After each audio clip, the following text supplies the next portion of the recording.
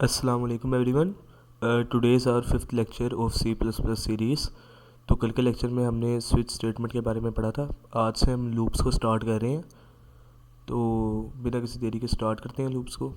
So basically loops होती हैं repetition structures जो कि एक कोड को बार बार एग्जीक्यूट करती हैं एक स्पेसिफिक कंडीशन के ऊपर। They are essential for automating repetitive task and iterating over data.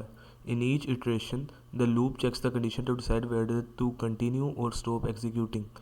मतलब जो लूप होती है हर इटरेशन के बाद चेक करती है कंडीशन कि अब आगे चलना चाहिए या रुक जाना चाहिए, मतलब दोबारा वो लूप करे या ना करे।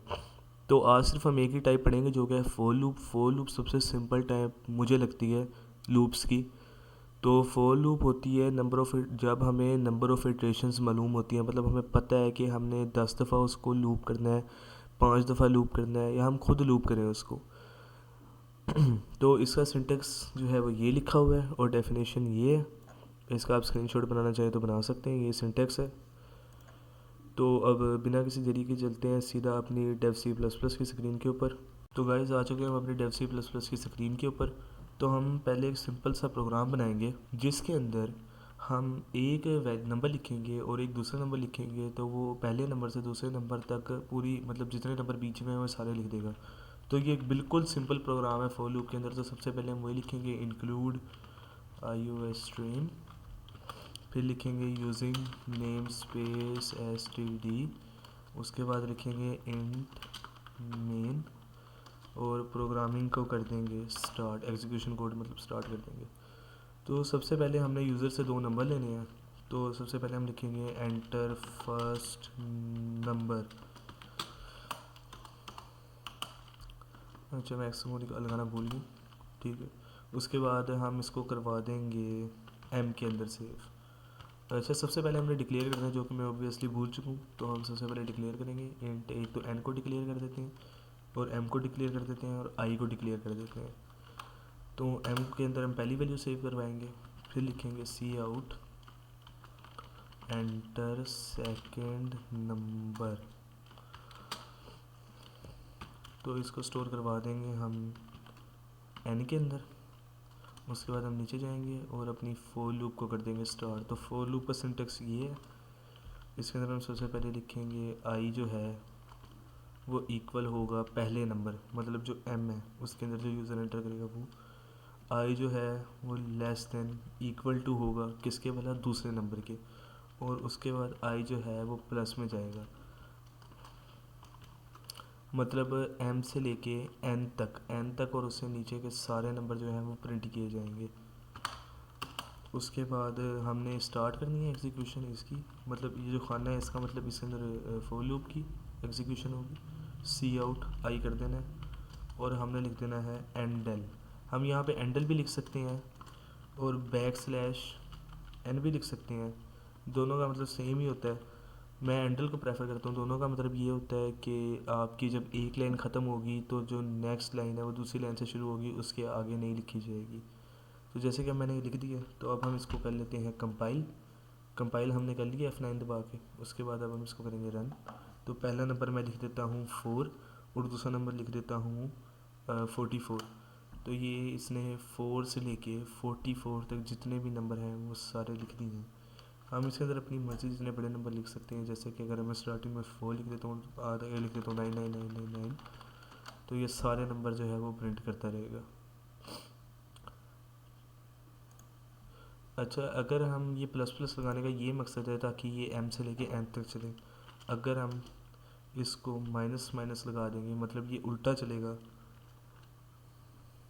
तो इसका मतलब है कि जब हम इसको खोलेंगे और कोई भी नंबर लिखेंगे तो ये माइनस की तरफ जाएगा, मतलब ये प्रिंट करता रहेगा और ये कभी भी इसकी एग्जीक्यूशन स्टॉप नहीं होगी। तो ये हमारा पहला एक सिंपल प्रोग्राम। और अब हम इसी की तरह का एक और दूसरा प्रोग्राम बनाएंगे जिसके अंदर हम अगर कोई भी नंबर लिखेंगे तो उसका टेबल बन जाएगा 1 से लेकर 10 तक का। तो चलते हैं अपने दूसरे प्रोग्राम की तरफ। तो व्यूअर्स, मैंने इसको क्लियर कर दिया है और ये ऊपर लिख दिया इंक्लूड वगैरह। तो इसके बाद हम यहाँ से एंट्री पॉइंट से डायरेक्ट स्टार्ट करेंगे। सबसे पहले हम यूज़र से एक नंबर लेंगे जिसके अंदर जिसका हमने टेबल बनवाना है। तो हम लिखेंगे एंटर अ नंबर। तो यूज़र हम एक नंबर एंटर करेगा जिसको हमने n के अंदर सेव करवाना है, n।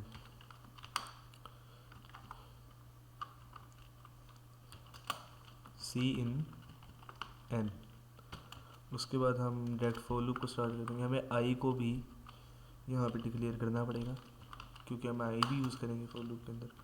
For I is equal to, तो आई जो है वो होगा 1 के इक्वल, और जो आई है वो लेस देन इक्वल टू होगा 10, मतलब 1 से 10 तक हमने लेने हैं टेबल्स, और आई को हमने करना है प्लस प्लस।